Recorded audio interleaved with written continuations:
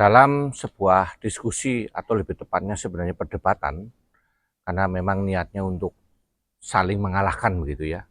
Saya sendiri tak pernah berpikir untuk saling mengalahkan, karena saya lebih menyukai kebenaran daripada kemenangan. Nah, ada dua pertanyaan yang sangat menarik atau pernyataan. Yang pertama adalah pertanyaan begini, sebelum Alkitab di kanon, memangnya jemaat pegang apa? Nah, ini adalah pertanyaan yang lucu, yang ahistoris, tapi saya tidak marah. Saya hanya menyatakan bahwa kamu ahistoris, kamu tidak ngerti sejarah, bahkan mungkin kamu tidak pernah baca kitab yang kamu percayai.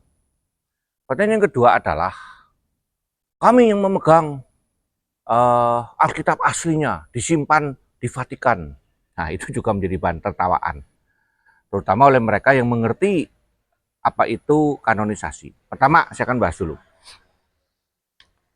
Sebelum Alkitab di kanon, di Kartago, perhatikan ya, itu adalah kanonisasi oleh konsili lokal, bagian dari gereja barat atau yang disebut dengan Katolik Roma hari ini. Nah, sebelum Agustinus dan kawan-kawan melakukan kanonisasi, apakah gereja tidak punya kitab? Loh. Yang jelas sudah ada kitab di kanon, yaitu Alkitab Perjanjian Lama, yang dipegang oleh Tuhan Yesus. Sekalipun sampai dengan hari ini tidak ada kanonisasi kitab, Alkitab Perjanjian Lama yang dipegang oleh Tuhan Yesus dan para rasul itu tetap firman Allah. Walaupun tidak dikanonisasi, itu tetap firman Allah atau kitab suci. Jadi pada zaman Perjanjian Baru, sebelum dikanonisasi, bahkan sebelum ada surat-surat dari Paulus, itu ada kitab suci, yaitu kitab Perjanjian Lama. Jelas? Nah, bagaimana dengan kanonisasi di abad yang keempat itu? Yaitu bukannya tidak ada lalu ditulis, dibuat, mendadak baru ada. No, salah. Kanonisasi itu hanya menentukan yang mana tulisan-tulisan ini memilah-milah, lalu ditelusur dengan berbagai alat bukti yang ada waktu itu, dan kemudian ditentukan tulisan ini yang layak dikanon. Misalnya, tulisannya Lukas. Oh, Lukas siapa? Oh, muridnya Paulus. Dan kemudian Lukas itu melakukan penelitian. Dia membuat surat kepada Theophilus. Oh, oke, ini valid. Apalagi dicocokin dengan data-data sejarah yang ada. Kemudian Matius, jelas siapa? Oh, ini Matius ternyata ditelusur, ada catatannya, itu adalah murid Yesus. Markus, Markus siapa? Oh, Markus adalah muridnya Petrus. Dan seterusnya, Yohanes adalah murid terakhir yang masih hidup. Sehingga dengan demikian, jangan lagi bertanya, sebelum Alkitab di kanon, ada Alkitab atau tidak? Ya ada, cuma bentuknya masih tanda petik ya, terpisah-pisah, surat-surat dalam perkamen-perkamen, naskah-naskah itu. Nah, itulah yang kemudian oleh gereja di kanon. Nah, kodifikasi atau dibuatnya kodek itu baru abad keempat, kumpulan kompilasi seperti itu. Abad kelima, tahun 400 sekian awal gitu, setelah terjadinya itu. Jadi, perhatikan, kanonisasi bukan pembuatan, tetapi pengakuan terhadap kitab-kitab yang waktu itu berotoritas atau dianggap sebagai sesuatu yang bisa dipegang sebagai standar atau tidak. Jadi, berhentilah bertanya, sebelum ada Alkitab, jemaat pegang apa? Satu, mereka memegang Perjanjian Lama yang sudah dikanon. Dikanon oleh siapa? Tentu dikanon oleh orang Yahudi. Diterima oleh Tuhan Yesus. Diterima oleh para rasul. Maka bagi saya, penerimaan mereka itu setara dengan kanonisasi.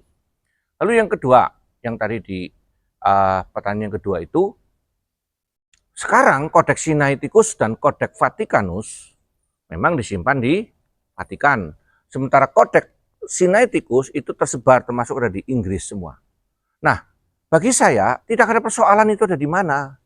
Karena firman Allah itu bukan buku. Jadi orang-orang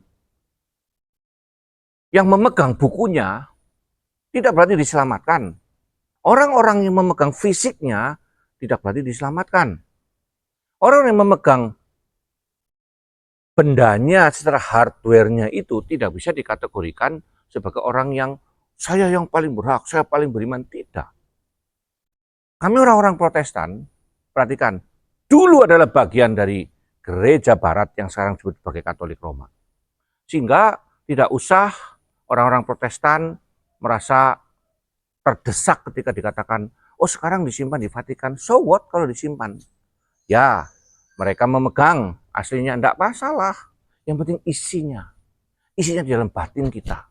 Karena Alkitab berkata apa? Nanti perjanjian baru yang akan aku berikan kepada kalian, itu adalah firmanku ditulis di dalam batin umatku. Bukan lagi di dalam loh-loh batu, waktu itu kan ditulis di loh batu ya. Bukan lagi ditulis dalam kertas-kertas, tapi yang ada di kertas itu isinya ditulis dalam batin manusia. Nah, orang-orang yang bangga dengan kekristenan karena statusnya, karena memegang ininya, semua atribut-atributnya, hati-hati. Itu disebut dengan Kristen nominalis. Kristen yang hanya status saja. Nah, yang menarik adalah begini. Jika bahkan kalau di Indonesia metode ini dipakai untuk menyerang yang lain, maka Katolik itu bukan Kristen. Ngamuk orang Katolik. Mana? Terus saya bilang, lihat KTP-mu, agamanya apa? Katolik, bukan Kristen. Kalau saya ditulis Kristen. Tetapi ecek-ecekan semacam itu adalah sebuah kebodohan bagi saya. Kenapa?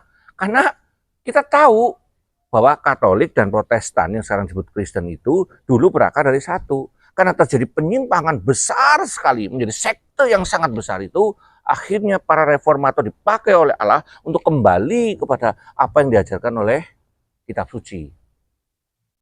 Nah, dengan demikian, kita sekarang mengerti bahwa bentuk fisik daripada kitab yang disimpan di Vatikan itu tidak berarti lebih benar. Para umatnya menjadi lebih benar di dalam hal itu. Tidak. Juga tafsirannya juga tidak lebih benar. Nah, dengan demikian berhentilah orang-orang Protestan untuk merasa bingung menjawab. Karena apa? Ya tidak ada masalah, mau disimpan di mana juga nggak ada masalah. Mau disimpan di kuil-kuil kayak, mau di tempat ibadah lain kayak. Apakah gara-gara Inggris menyimpan keramik-keramik Cina sehingga sana Cina yang dirampas pada waktu invasi ke Cina, lalu orang Inggris menjadi lebih Cina daripada Cina? Kan enggak kan? Ya, mereka hanya menyimpan fisiknya, tetapi kecinaan itu ada di dalam batin orang Cina, darah ada di dalamnya. Darah Cina, genetik Cina walaupun enggak murni ya. Demikian juga dengan kekristenan.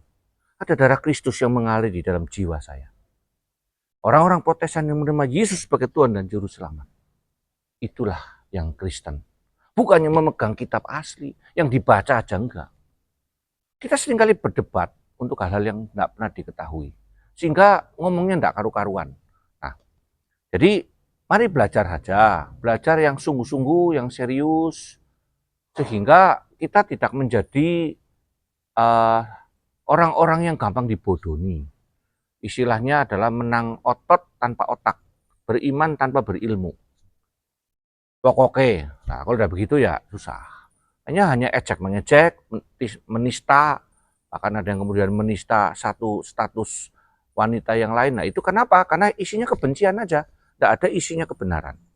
Nah, maka mari kita orang-orang Protestan ketika menghadapi hal yang begitu, Anda mesti mengerti apa yang kau percaya. Kalau dikatakan, mana kitabmu? Dia tanya juga balik, mana kitabmu juga? Oh ada di Vatikan. Oh Vatikan ya nggak tahu kita. Yang sekarang mana kitabmu? Yang kita pegang semua adalah isinya. Yang ditulis, diterjemahkan di dalam berbagai versi. Lalu Anda dan saya, mari jangan hanya bergantung kepada satu versi, terutama LAI saja. Karena apa? Karena setiap penerjemahan itu mengandung tafsiran. Nah kalau penerjemahannya berbeda, tafsirannya juga berbeda. Kalau tafsirannya salah, akhirnya imannya juga salah. Maka perlu mempelajari seluruh terjemahan-terjemahan lain, bahkan para pendeta Anda harus mulai belajar teks asli. Kalau tidak, maka seringkali kita menjadi bani terjemahan. Yang cilaka adalah kalau terjemahannya salah. Henok Wok dari Bobot Sari.